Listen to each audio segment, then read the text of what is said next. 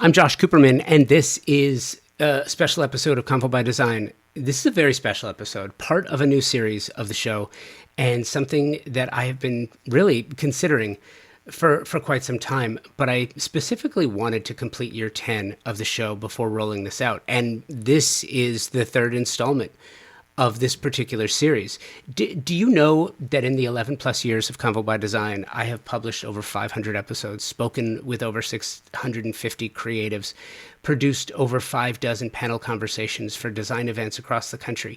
From all of these amazing conversations with the world's greatest creative talent, I wanted to start enshrining some of these individuals into what's brand new for us. It's the Convo by Design Icon Registry. A Hall of Fame, if you will.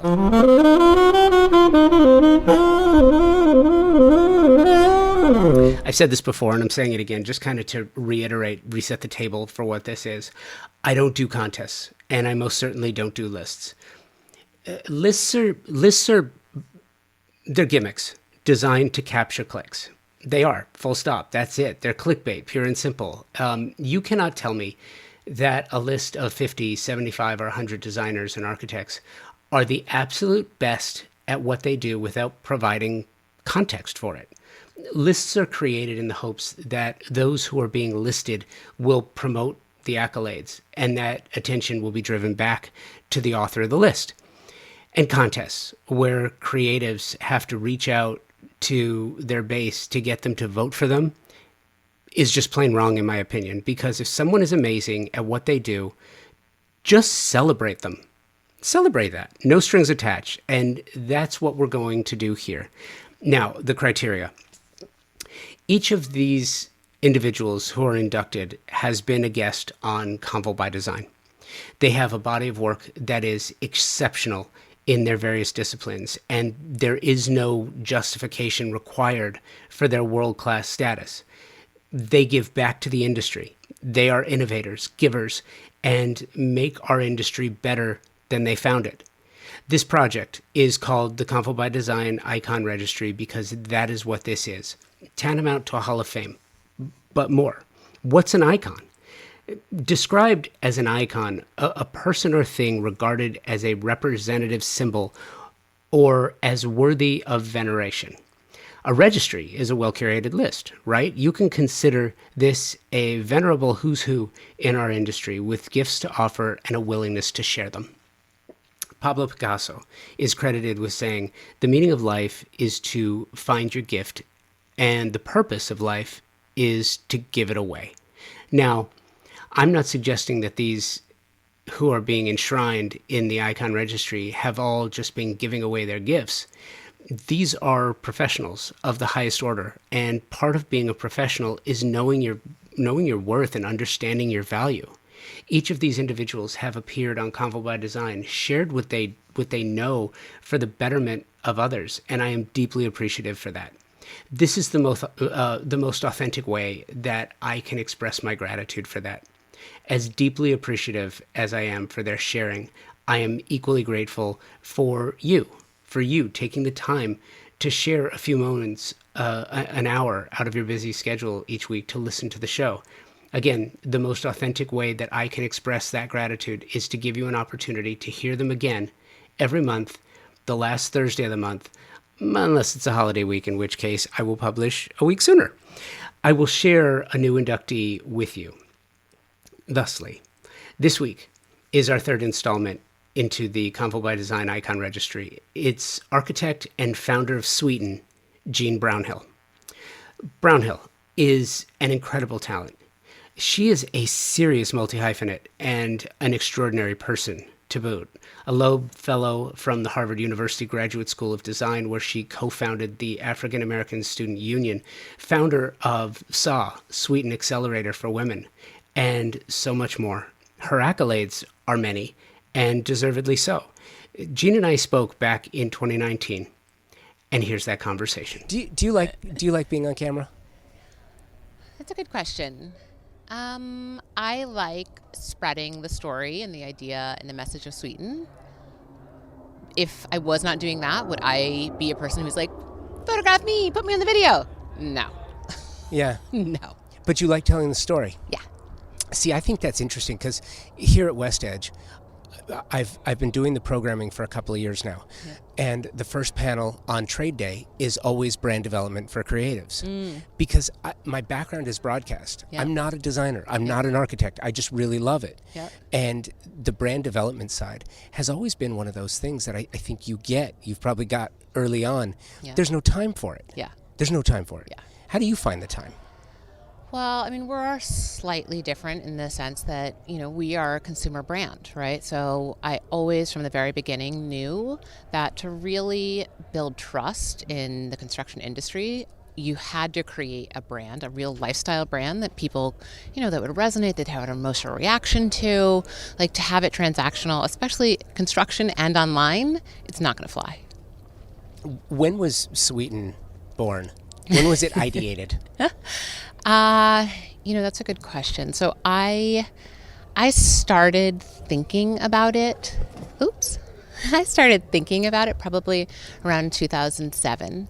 But that means like way in the back of my mind, I started thinking about like, boy, look at this technology.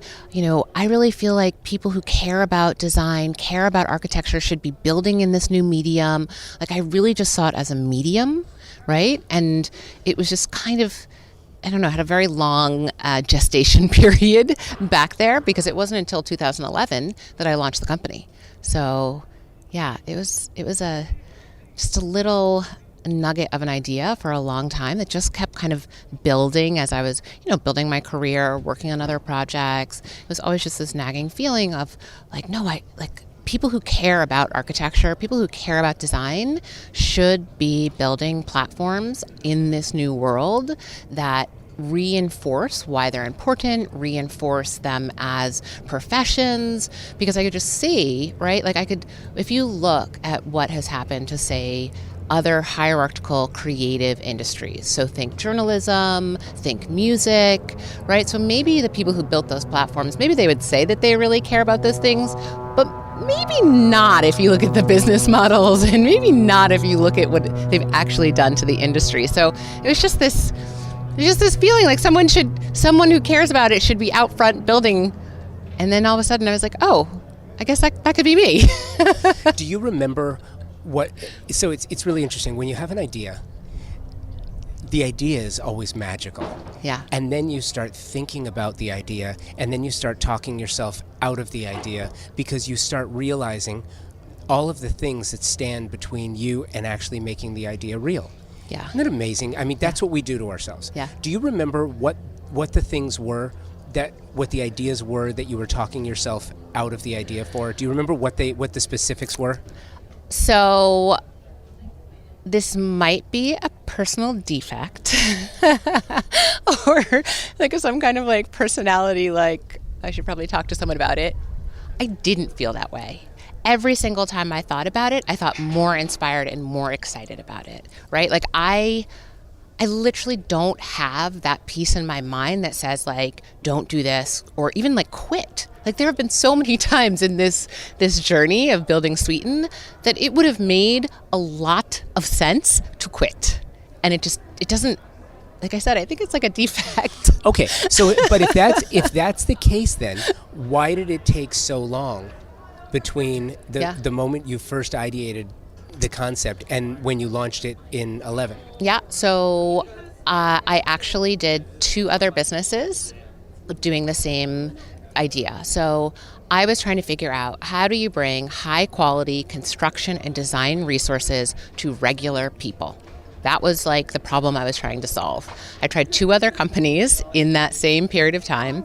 And so I was definitely working on cracking this.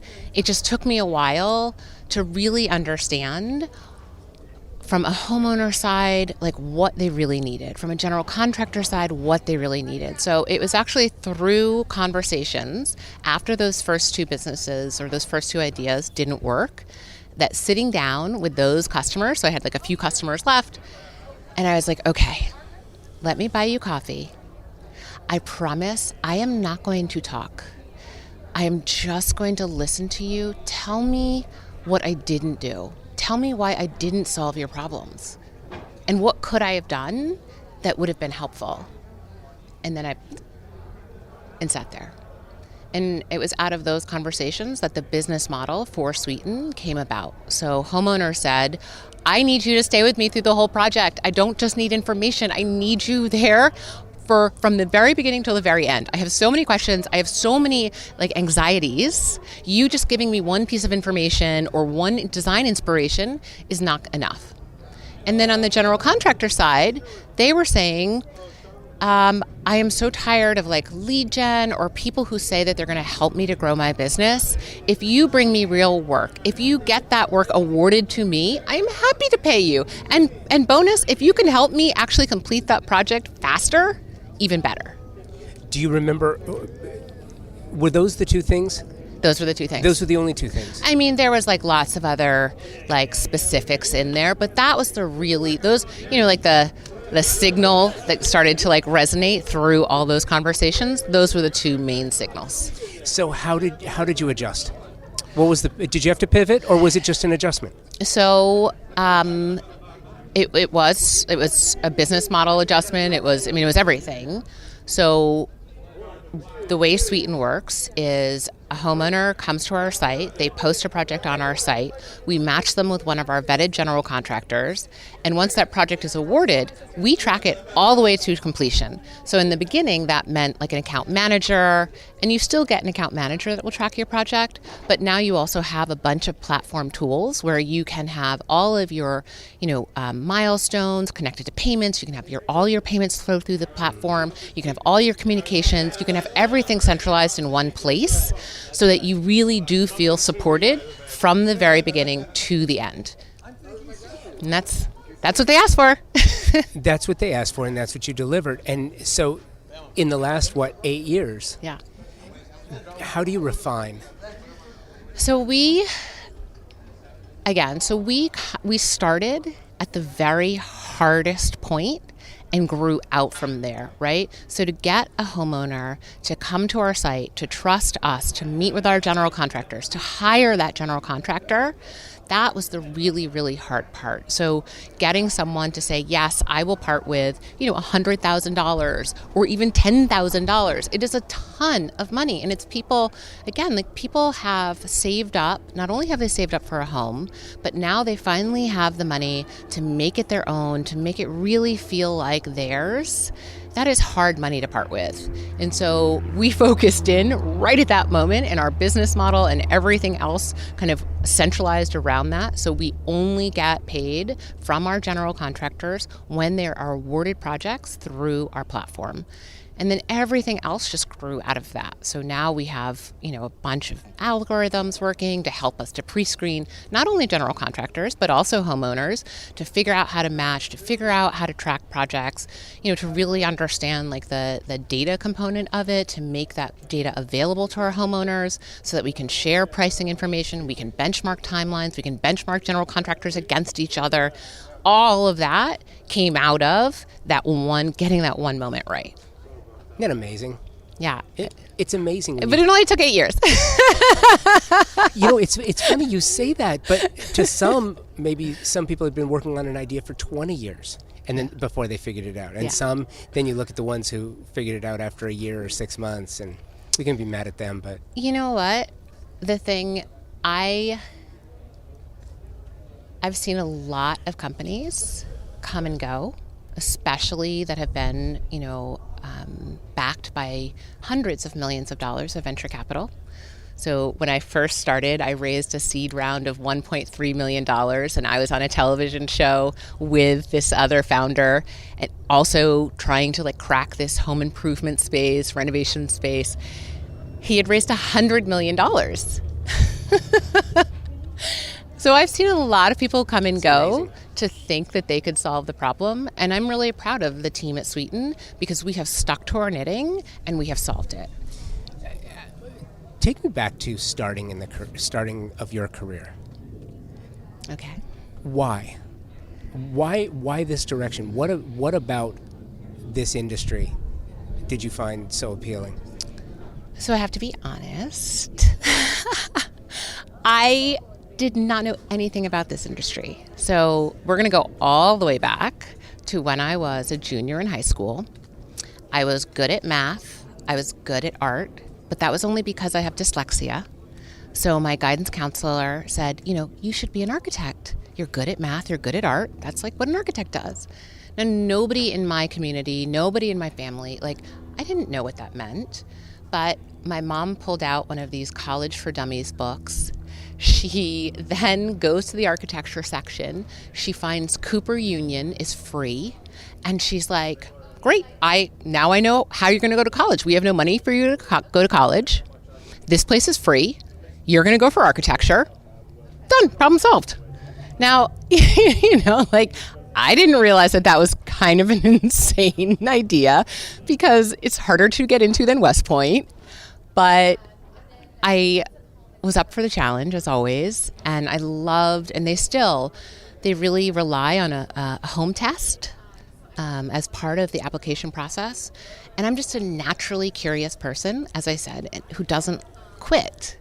And so I did that home test. I was on fire to do that home test. Got into Cooper Union, found out that I actually do love architecture, that I love living in cities, that I love, it was serendipity in the most true sense of how I got into the industry. And I haven't looked back. I have not had any other profession. I have not been in any other industry. I love architecture. I love construction. I was in college. I was like a shop rat. I was the girl on the table saw pouring, and I was pouring bronze and doing all the crazy things. I loved it. I just loved it. So it found me, and we've been happy ever since. So that's really interesting because that's where the magic is that it found you. Yeah. It's not like you forced your way into it. No. But I think it's fascinating because when you say nobody in my family really knew of architecture or design, it wasn't something that was important, and to sort of find your way into it. Why do you think architecture wasn't? Is your family artful? I find it interesting to see how creatives find their way when sometimes there is no family influence, because that's a really hard way to get somewhere. Yeah. This is it's a very complicated question, right? Because you see, the thing that's popping to my mind as an example of why I did not grow up in housing projects, but if you look at the translation of modern architecture into housing projects for low-income people, you start to understand that as a society, we tend to think of design as frivolous, right? So they strip away all of the elements that make modern design, and you're left with brick boxes with tiny windows that nobody wants to live in because it's a terrible experience. And so as a culture, if we keep stripping out design and architecture and just thoughtful creation of the built environment, it's really easy to be like I did, grow up in a world that, at least the world directly around me, mostly reflected places where design had been removed. Where'd you grow up? New London, Connecticut. And what about that? What is that city? What's the influence there? What's special about that city, and what part did you grow up in? So it is, I think it was the first stop for Amistad, although I have to check that. It's like a whaling city. Okay. So originally it's on the Thames River, and it is known probably now mostly for having Connecticut College, the Coast Guard Academy, but they're kind of in a different section of town of where I grew up. It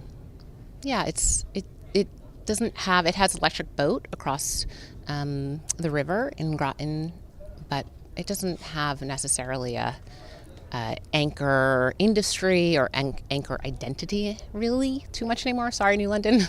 Any design to speak of? There's a McKim Mead and White train station. I believe that's true. Well, but see, it's interesting. I asked the background question because it's one of the things that I'm absolutely fascinated by, how creative types find their way, because it's not something that's even if even if you were in, like, okay, so I'll back up. A couple weeks ago, maybe a month or two ago, I met with, I sat down with Dakota Jackson. Great. His dad was a magician.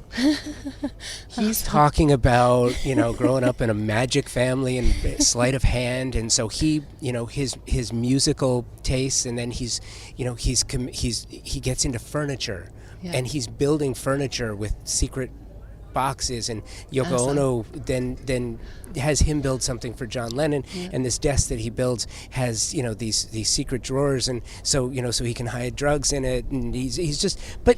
Why and the how, and then the art furniture movement, and to watch this like locomotion just take control of someone and their life and their career. And it seems to me, it feels that way, that this was the same with you. Yeah, I mean, so my mom does have she passed on to me a natural curiosity. So she's always reading. So there were tons of books in our house and tons of ideas floating around our house, if not, lots of resources or design or money for that matter. She was friends. Do you know Barclay Hendricks, the painter? Mm-hmm. So he lives in New London, Connecticut. Okay. So he was like friends with my mom. And, I definitely remember him photographing us and talking about painting, but it wasn't that's probably the most extreme fancy version I have of it. Like, my mom's a title searcher for real estate and my dad's a taxi driver. Like, it's not I did not necessarily grow up in a house of magic, but I did grow up in a house of deep curiosity. So my dad, another example, my dad was obsessed with computers, even though, he's had a very challenging background, very limited education. Computers came out and my dad was on it. We had a Commodore 64. He was at Radio Shack all the time. His basement to this day is filled with motherboards. He is constantly building computers. He doesn't understand why people buy them. So they're naturally very curious people. And that's what they passed on to me. And I think that that's probably the core of any creative as well. And mine just happened to manifest as an entrepreneur, an architect. But yeah, I think what they gave me is curiosity.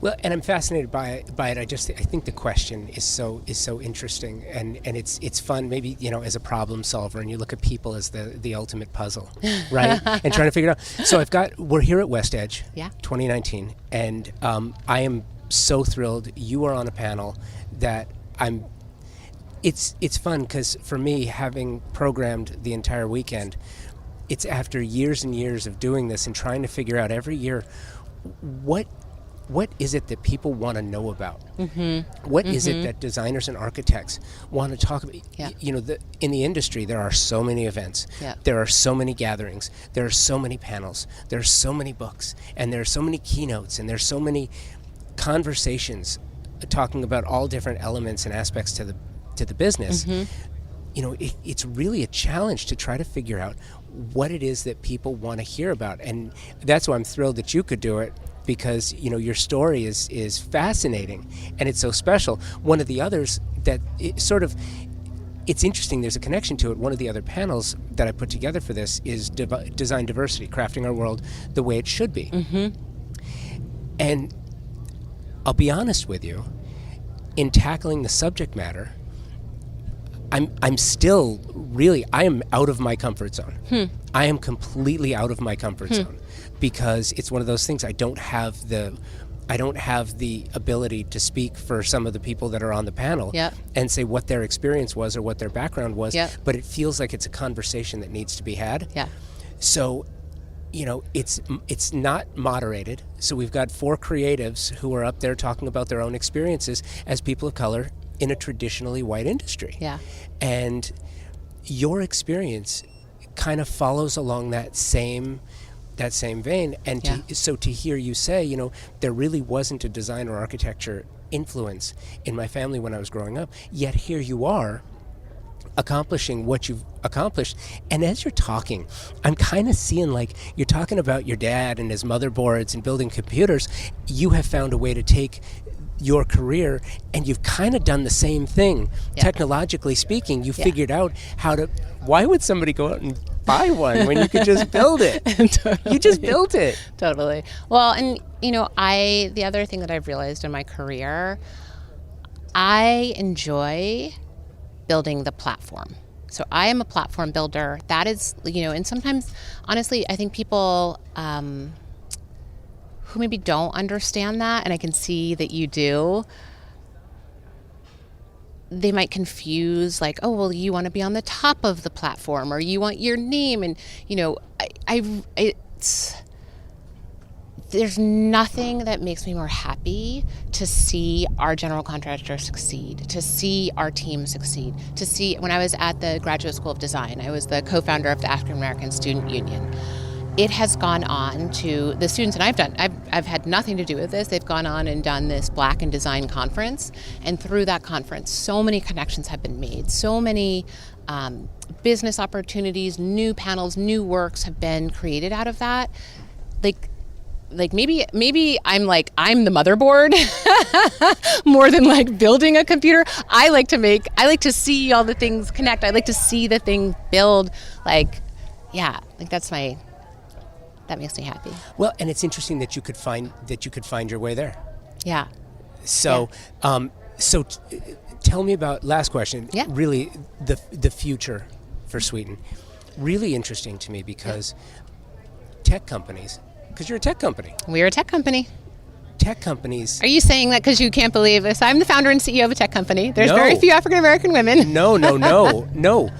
But there aren't, I guess for me, tech companies in architecture and design don't have, Laurel and Wolf comes to mind.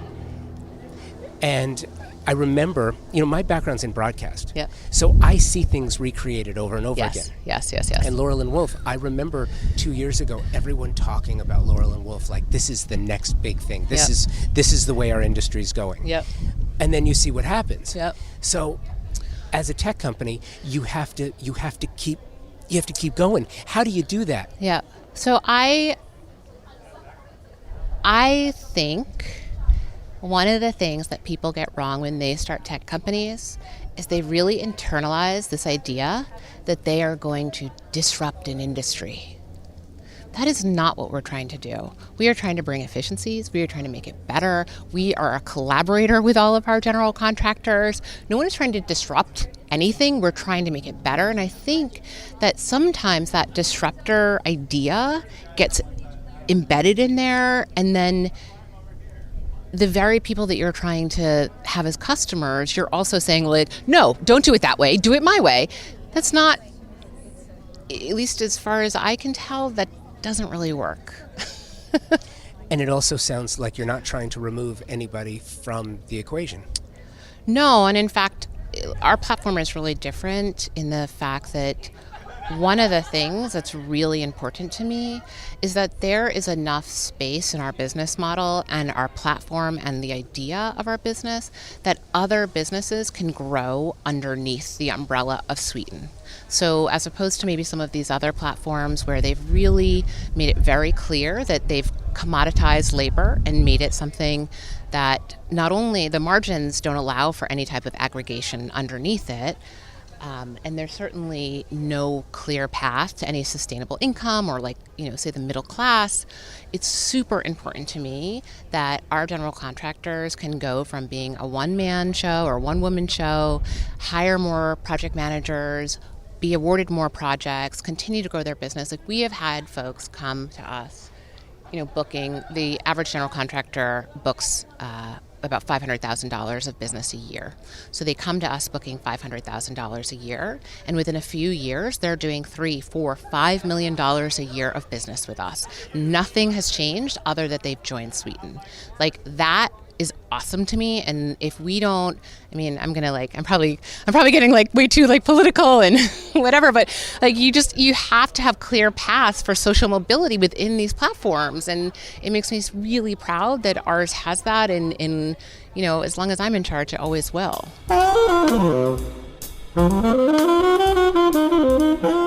Thank you, Jean, for making this world a better place than you found it. congratulations on your addition to the Convo by Design Icon Registry, and thank you. Again, thank you for sharing. And thank you for listening and subscribing to the show. Thank you to my partner sponsors, Design Hardware, Thermosol, TimberTech, and Pacific Sales. These are amazing partners, all of them. And they support the trade, and I love sharing these amazing resources with you. Thanks again for listening. Until next week, be well, and take today first.